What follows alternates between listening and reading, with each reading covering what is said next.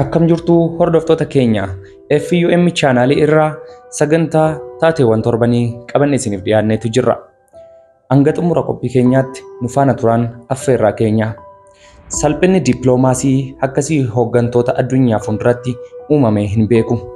Biyya lamaa bakka bu'anii aangoo walqixaatiin aangoo pirezidaantummaatiin ibsa miidiyaaleef kennuuf miidiyaalee addunyaa fuuldura kan ta'an pirezidaantii Doonaald Tiraampii fi Vladimir Zelenskiidha.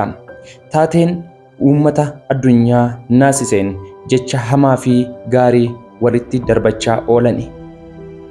Qophiin sun haaja pirezidaantota lamaanii otoo hin taane abbaan barbaade waan fedhe dubbatee abbaan fedhe garuu kan danda'u abbaa humnaa kan ta'e tokkommoo waan jedhame hunda kan fudhatuu fi daba irratti godhame fudhachuuf kan qophaa'e ilma miskiina kan fakkaatu ture. Doonaald Tiraamp Zelenskiin amma ammaatti baay'ee haasofte callisi yeroo ittiin jedhan ati nama olmaa hin beekne jedhanii yeroo jechoota ulfaataa itti darbatan gargaarsa Ameerikaa malee waan tokko gochuu hin dandeessu yeroo ittiin jedhan miti yaada ture Zelenskiin. Tiraamp garuu na amani jechuun alatti waan qabatamaa tokko dhiyeessuu hin dandeenye ture. Garaagarummaa kana qabatanii ture kan miidiyaalee fuulduratti dhiyaatan. Kana gidduutti ture kan waan hunda adda baasu gidduu seene itti aanaan pirezidaantii Ameerikaa J.D. Vance turani. Gaazexeessitoonni gaaffii tokko gaafatanii hiriyoota kee Poolaand jiran haasofsiisan ture. Akka isaan jedhanitti Tiraamp Puutiniif gochaa jiran isa kana jedhanii haasaa isaanii golaban. Haasaa itti aanaatiin kan hin gammanne Zelenskiin gaaffiin qaba jedhanii harkatti qabatan. Puutiin 2014tti Kiriimiyaa nu jalaa qabatee ture. Ameerikaa irraa hooggantoonni olaanoon dhaabsisuu hin dandeenye. 2019tti pirezidaantiin Firaans Maakroonii fi kan Jarman Ameerikaan bakka argamanitti waliigaltee mallatteesseen ture. Ta'uyyuu Puutiin jecha isaa hin eegne waliigaltee waraana dhaabnaa darbee uummata keenya nu jalaa fixeera. Hidhamtoota wal jijjiiruuf waliigaltee qabaannuyyuu isas eeguu hin dandeenye. Silaa galatoomi jechuutu sirraa eegama ture. Silaa gammaddee pirezidaantii keenyaaf kabaja kennuu qabda ture.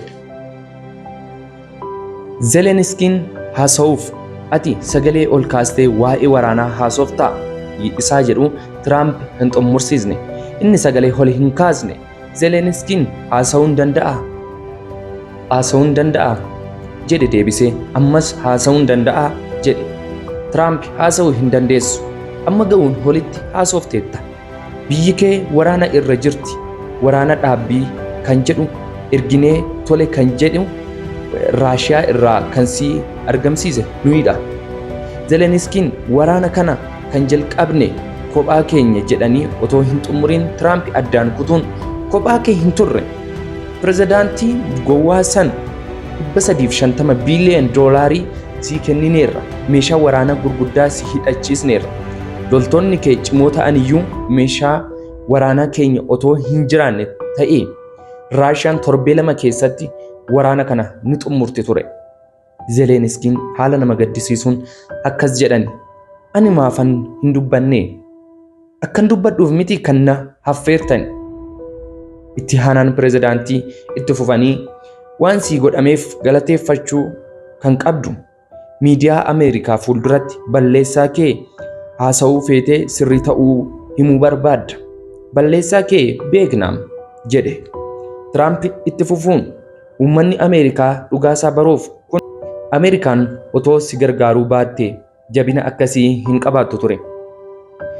Carraan ati qabdu nu faana walii galuu qofa yookaan Puutiin kophaa kee loluu. Inni kun garuu siif gaarii natti hin fakkaatu. Sababni isaa kaardii taphaa hin qabdu. Carraan ati qabdu waliigalticha fudhachuudha. Rakkoonsaa ati galata hin beektu. Dhugaa sanatti himi yoo jette kun waan gaarii miti. Asirratti nu haa ga'u.